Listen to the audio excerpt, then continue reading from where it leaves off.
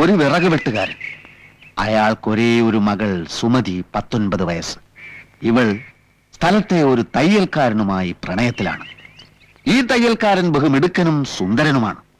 അനീതി കണ്ടാൽ എതിർക്കും, ജനങ്ങളുടെ ഏത് കാര്യത്തിനും മുന്നിൽ കാണും. അങ്ങനെ നാട്ടുകാരുടെ കണ്ണിൽ ഉണ്ണിയാണ്. എല്ലാറ്റിലും ഉപരി ഈ തയ്യൽക്കാരൻ ഒരു നോവലിസ്റ്റുമാണ്. പക്ഷെ വിറക് വെട്ടുകാരന് തന്റെ മകളെ ഒരു വലിയ പണക്കാരനായ ഗൾഫുകാരനെ കൊണ്ട് കെട്ടിക്കാനാണ് താല്പര്യം. ഇക്കാര്യം സുമതി തയ്യൽക്കാരനെ അറിയിക്കുന്നു. തയ്യൽക്കാരൻ ഗൾഫിൽ പോകാൻ ശ്രമിക്കുന്നു. പക്ഷെ വിസ അത് കിട്ടുന്നില്ല. അങ്ങനെ നിവൃത്തിയില്ലാതെ തയ്യൽക്കാരൻ നോവൽ എഴുതാൻ തുടങ്ങുകയാണ്. അത്ഭുതമെന്ന് പറയട്ടെ, ഏറ്റവും നല്ല നോവലിനുള്ള സർക്കാർ അവാർഡ് അതിന് കിട്ടുകയാണ്. ഈ 1 ലക്ഷം കൊണ്ട് തയ്യൽക്കാരൻ ഒരു ഗംഭീര ബംഗ്ലാവ് പണിയുകയാണ്.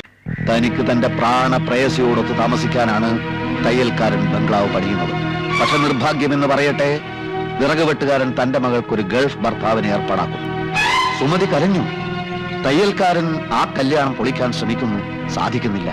ഒടുവിൽ ബംഗ്ലാവിന്റെ പാലുകാച്ചൽ ദിനം വരികയാണ്.